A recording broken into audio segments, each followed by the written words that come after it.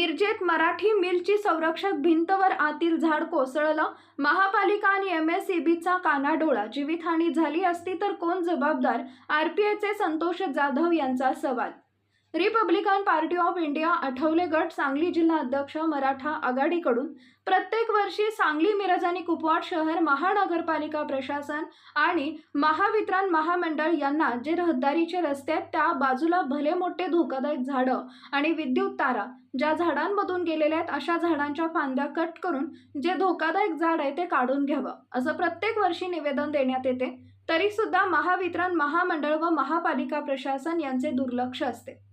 काल मध्यरात्री बंद पडलेली मराठी मिलची संरक्षक भिंत आहे ती पडून त्यामधील धोकादायक झाड देखील कोसळले। हा रोड रहदारीचा आहे। हे झाड कोसळून रोडवर पडले असून विद्युत तारेमध्ये अडकल्याने रोडवर अडकले।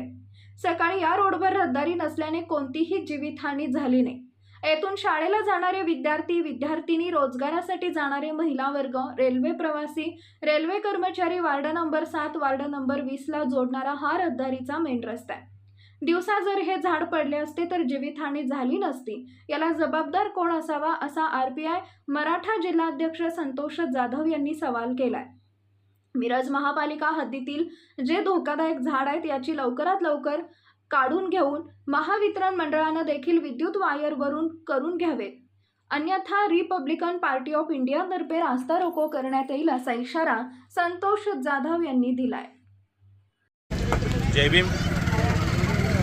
मी संतोष शिवाजी जाधव। आपल्या मिरज महापालिकेची अवस्था बघा, रस्ते तर खराब आहेतच, ड्रेनेजचे पाण्याची सुद्धा आपल्याकडे भरपूर बोंबाबोंब सुरू आहे। महापालिका प्रशासनाचे दुर्लक्ष आहे, वार्डातल्या नगरसेवकांचे दुर्लक्ष आहे। हा वार्ड 7 नंबर व 20 नंबर वार्डामध्ये जाणारा हा मेन रहदारीचा रस्ता आहे। ह्या रस्त्यावर 3 दिवस झाले ड्रेनेजच्या पाण्यामुळे एवढी बोंबाबोंब झाली होती।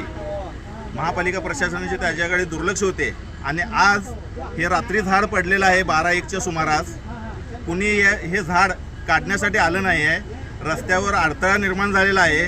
ह्या रस्त्यावरून शाळेला ये जा करणारे विद्यार्थी विद्यार्थिनी येतात, जॉबसाठी जाणारे महिला वर्ग आहेत। हा धोकादायक रस्ता झालेला आहे। प्रशासन, नगरसेवक यांचे दुर्लक्ष आहे। ह्या रस्त्यावर हे गटरीचं काम सुरू होतं। 5 वर्षात 3 वेळा गटरीचं काम केलेले आहेत, त्यामुळे ते चिखलमय वातावरण झालं आहे।